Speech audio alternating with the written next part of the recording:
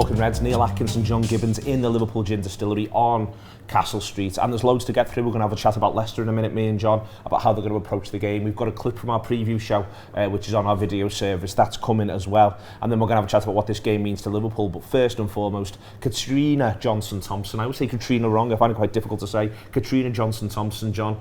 I loved the way in which what happened was everyone was made up and then argued whereabouts in Liverpool she was from.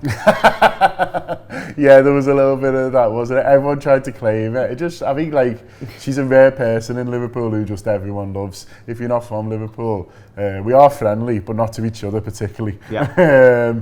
But everyone loves her, which is brilliant.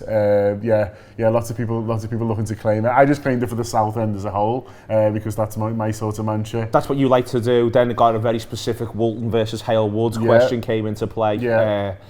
It was brutal. Internecine warfare, I felt throughout.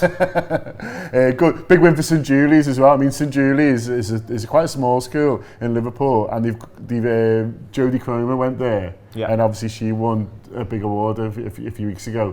I was going to say a Grammy. That's not. She's not done. No, best country artist. An Emmy. Emmy, that's the one. And then another alumni is now world champion. So yeah. Something in the water in St Julie's in the 90s. Absolutely flying.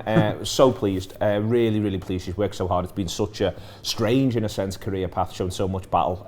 So well into her. I'm sure she's watching Talking Reds every day. She loves it. And is therefore made up that the lads have finally thrown out some recognition in her general direction. Yeah, she is boss though. She was so She good. is great. Like, I can't believe how fast she ran that 800 metres after having done everything else. Yeah. But she's absolutely boss. So we're made up about that. This game at the weekend is huge. We'll come on to talk about some of the Liverpool perspective in a minute or two. Our friends at The Athletic have written a big thing about Bren and his time at Liverpool.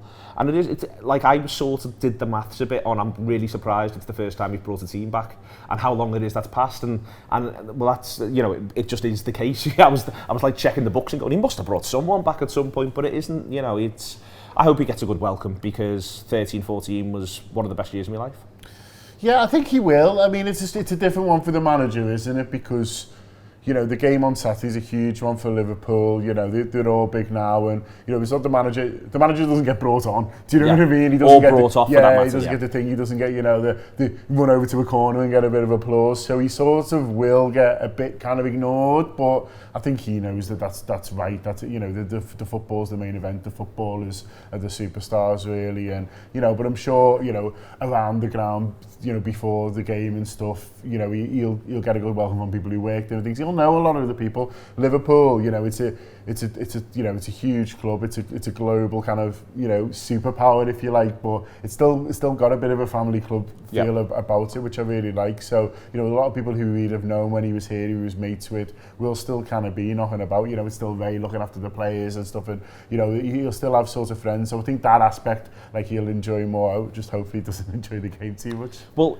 he's got a good side, John, and I think that this is it's a really they're a good age profile. They're coming into their own. The strange thing is, you're looking out currently at almost all the sides of all of our rivals. You can have a big chat about who would you actually have from Tottenham at the minute. Like, who would you have from Tottenham to add to this Liverpool squad? In that there's some really, really good players, but who'd actually add to the Liverpool squad?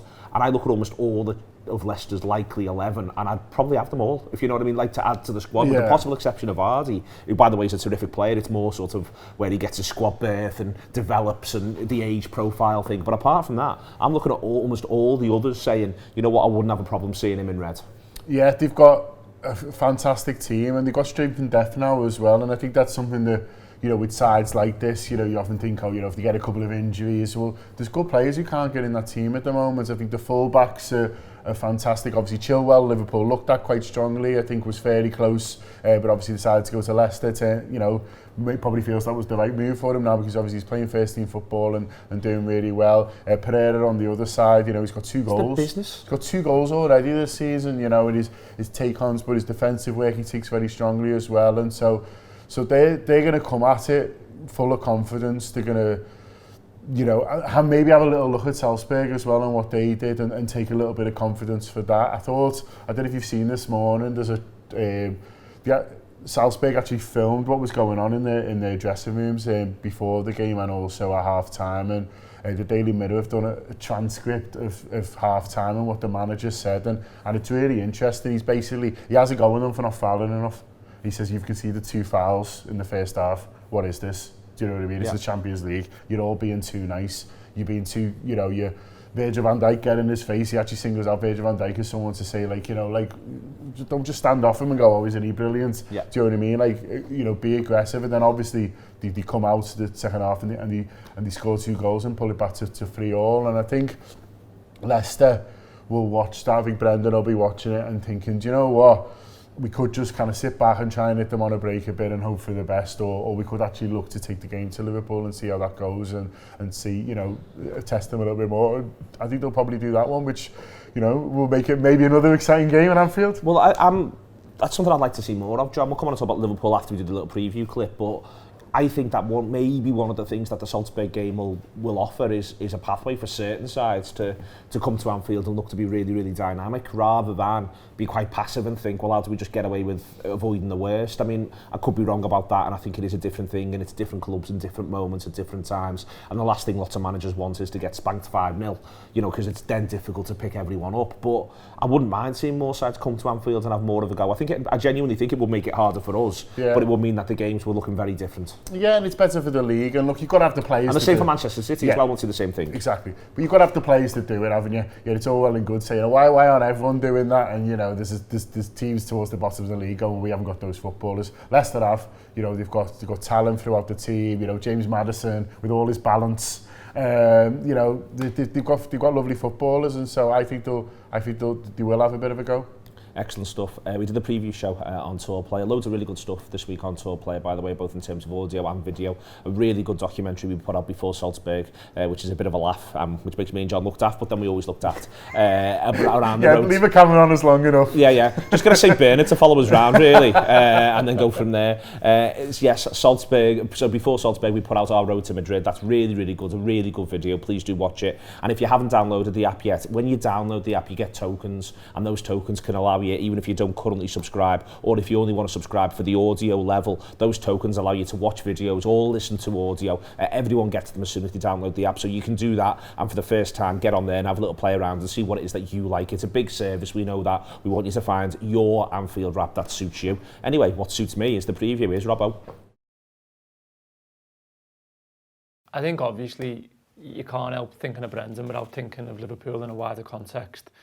So what always jumps out to me is the fact that it'll almost in time be looked at as a unique period in Merseyside football, because not only did Liverpool have Brendan Rodgers, Everton had Roberto Martinez, and you can argue they played out the best Merseyside derby the last 10 years, the two of them, the 3-3 at Goodison. And I think the way in which both clubs invested in young coaches in a more, if you like, progressive way of doing things. Look at some of the lazy ways of recruitment in terms of managers that's still going on today. Solskjaer, Emery, obvious choices of managers who aren't getting things right and who are just too in many ways safe. I think look, we don't know the facts, but Fenway Sports Group, for example, might have had Jurgen Klopp in mind for years. That's what's been mooted. They've wanted Klopp for a long time. So for them to invest in Brendan and in his own development, but give him the keys to Liverpool, I think was really, really brave and courageous, and something that doesn't get referenced enough. And you've seen the good and bad of that. And you've seen the swashbuckling 13-14 coupled with the absolute disaster of the season after. Mm-hmm. And you have to take that on the chin for what it was, and you have to learn and grow with it. And we can all get to say, yeah, that's brilliant now because we're great. And everything worked out all right in the end.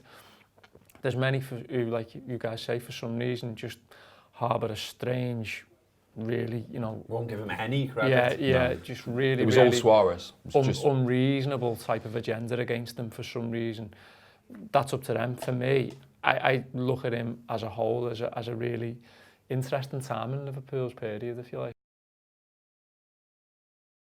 this is now the biggest league game at Anfield, I think, for some time. And the reason why it's for some time is that it should have been Wolves at the end of last season, but it isn't, because Manchester City go and win as well. And all the way through, we were playing these massive games at Anfield, John, last season, but Manchester City were winning as well. And we kept getting really good results, and we did brilliantly, and that's why you can never doubt this side's courage, its engagement, its conviction in what it does. But this is a massive game, and the reason why for me this is huge is the biggest game of our season at Anfield is going to be Man City at home. That's going to be, you know, unless something happens league table-wise, first half of the season, the biggest game's Man City at home. If Liverpool beat Leicester, then they almost certainly go into Man City at home, level on points with Man City or with more points than Man City. And if you'd have offered us that before a ball was kicked this season, you'd have said, please. Oh yeah, definitely. You know, I remember when the fixtures came out and we were sort of laughing at Man City's where we go, have they managed to pull that one? Do you know what I mean? I mean, everyone plays each other twice and all that. You know, there's nothing sinister going on. Well, I mean, Ferguson United used to play West Ham 9 times. Yeah, Chelsea under the moon now. How are they West Brom at home again?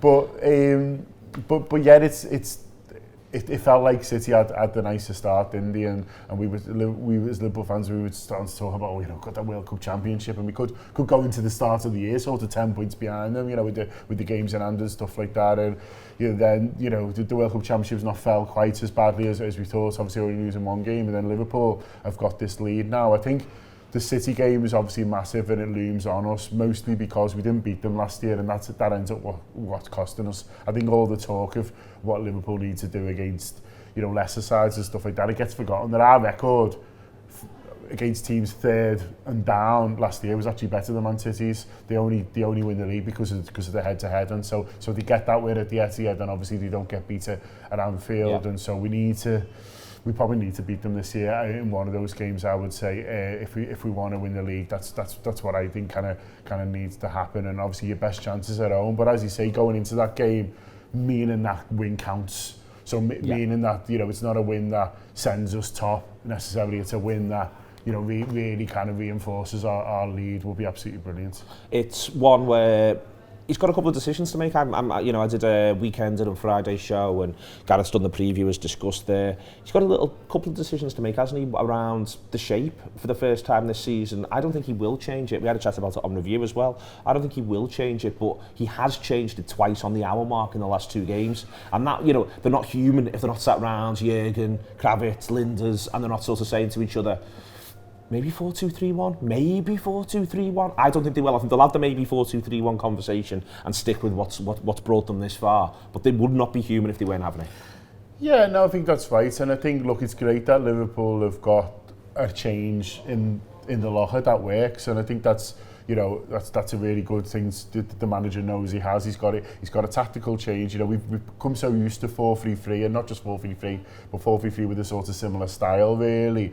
And so the fact that we have got this change in formation over the last couple of games that we know works, that the players will be confident in because they've seen it work now, and also that allows us just to kind of feels like a bit more direct, doesn't it? Is a good thing. I don't think he'll start with it just because I think he likes to hold a little something back, and I think if he starts with 4-2-3-1 and starts at EG and all the other kind of forward players and it's not gone well, I'm not quite sure what his move is then. I think maybe if he had Shaqiri, then he might be able to do a little bit with him. Obviously there's things around Keita as well. He's not played loads of football recently, so I just think that's all his eggs then from minute one, which I don't think he necessarily ever do. Jürgen, I think he always likes to hold a little bit back. So, but it's a nice thing to have in reserve at the moment.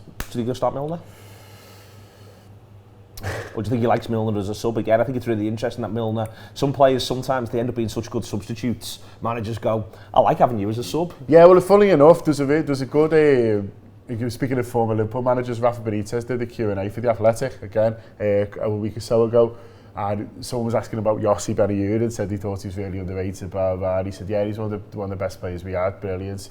We said he was a brilliant sub, and he used to do his head in, but he was like, you know, Yossi was someone who Rafa liked to kind of hold back and just kind of have because of how he read the games, because how quickly he got into the games, and because of the impact he'd kind of have, really. I think Milner and Origi are in danger for them of falling into that category, but from a manager's point of view, it's brilliant. I think Milner, will maybe come into it after the next international break a little bit more. I've been surprised to see kind of how little he started really. I thought he'd start more, so I don't know. I think he might ask them for going. I think if there is a swap in midfield, he might go for another attacking one, so he might be looking at Chamberlain or Keita and just saying, could they be offering a little bit more, getting a bit more from one of them too, but that's the only one I see really midfield. Do you fancy us? Yeah, I do, yeah. I think Wednesday will be good for us in terms of it's a bit of a reality check, maybe it's that way, but it's a reminder that that if we are a bit complacent, then the good teams can hurt us. I think Leicester's a good standard of opposition as well for this Liverpool team, in that we'll need to be on it, but they are obviously beatable as well. And so I think it's a good game for us, this one. I know a few people are a bit worried about it, but I actually think it's a good time for us to be playing Leicester. It's a good time to be hosting them Saturday 3 o'clock, and looking forward to it. Bring it on. Bring it on indeed. All the fantastic stuff on the Anfield app before and after. I've mentioned the before. Afterwards there'll be post-match pints, there'll be pinks, there'll be all the stuff next week, review, everything to get your teeth into before the international break. And as well, on Monday we may well have our Trent Alexander-Arnold mural documentary out for you too. It's exciting times at the Anfield wrap. It's more exciting times for Liverpool Football Club. A win against Leicester would be absolutely huge. Let's make sure we're all on it. 3 p.m. tomorrow. Up the Reds.